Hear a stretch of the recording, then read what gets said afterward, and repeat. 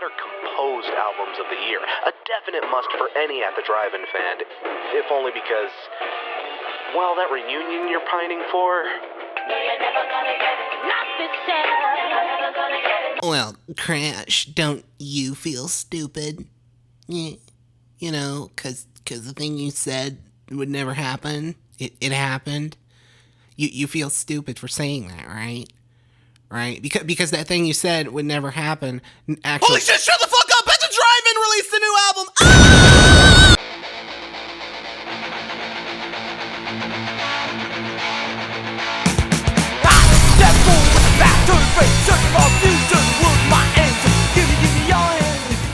Man, oh man, have I never been happier to be wrong about something.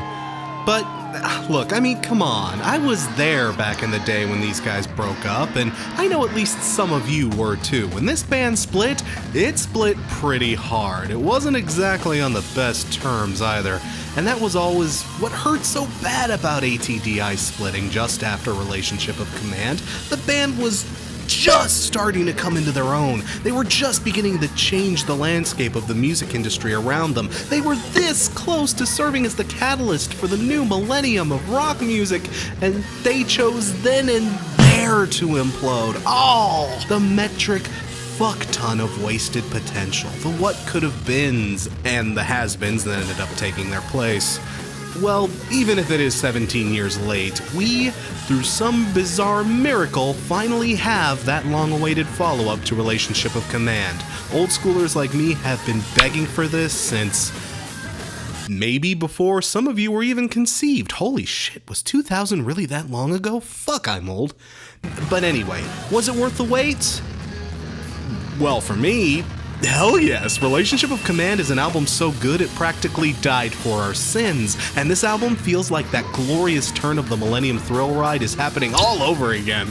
This album doesn't so much start as it does explode with No Wolf Like the Present. They light the fuse on that match and it just keeps building and building and building, and then once that 40-second mark hits, man, as stellar of a job as Tony Hajar does in Gone Is Gone, it's nice to hear him pound out those aggro as fuck beats again. And it's nice to see he hasn't lost his touch either. Omar Rodriguez and new guitarist, new for At the Drive-In anyway, Keely Davis do an exquisite job of riff training. That's always been one of my favorite parts of At the Drive-In, the absolutely frantic, mouth-foaming chaos of their fretwork. And when I heard original guitarist and band co-founder Jim Ward wasn't going to be a part of this reunion, my heart did sink a tiny bit, but on songs like Governed by Contagions, Incurably Innocent, and Holtzclaw, oh my god, especially Holtzclaw, I was reassured that Davis could handle himself just fine. Him and Omar have a very good chemistry together. I was surprised at how well it works. This guitar work is really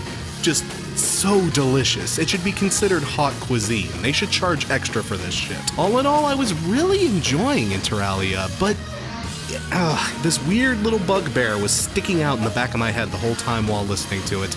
This weird little niggling notion that just wouldn't stop pestering me, but I think I can sum up my overall feelings with this clip from that one Simpsons episode where they visit Australia. Give me one of those famous giant beers I heard so much about. Something wrong, Yank? No, it's pretty big, I guess. Yeah, okay, see that look?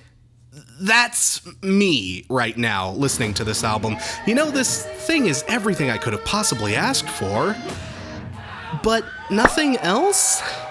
Oh, I know that makes me sound like a greedy fuck, but hear me out. It sounds just like the follow-up to Relationship of Command I've always asked for, sure, but I mean, I was asking for that 17 years ago, and times have changed. I've changed. The musical landscape has changed. And this album, for as awesome as it is, it does sound a wee bit dated.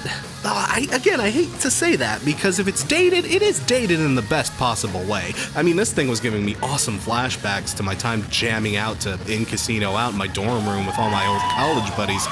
But I don't live in a dorm room with my old college buddies anymore. Thank Christ, they never fucking picked up after themselves.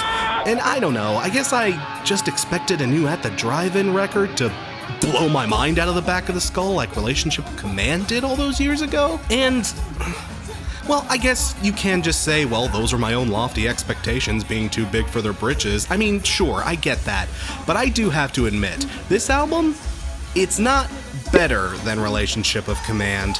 I mean, if someone asks me what album they need to spin to get into At the Drive-In, yeah, I'm still gonna point them to the station that's non-operational. For all this album's pluses, it can't live up to Daddy's legacy.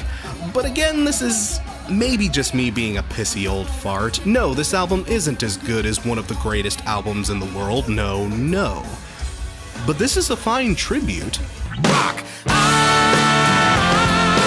And you know, fuck it, I still had a blast with it, and the more I spin it, the more I like it. The more things I pick up, the more it makes me want to revisit it. It's still stellar, even if it does fall a teensy bit below expectations. And again, that's not so much the fault of the album itself, it's just, you know, how do you live up to something like this? And the fact that these guys do still sound a bit stuck in the 2000s doesn't necessarily help their case either, but hey, if you're an old ATDI fan, of course pick this up. It's certainly not going to disappoint you.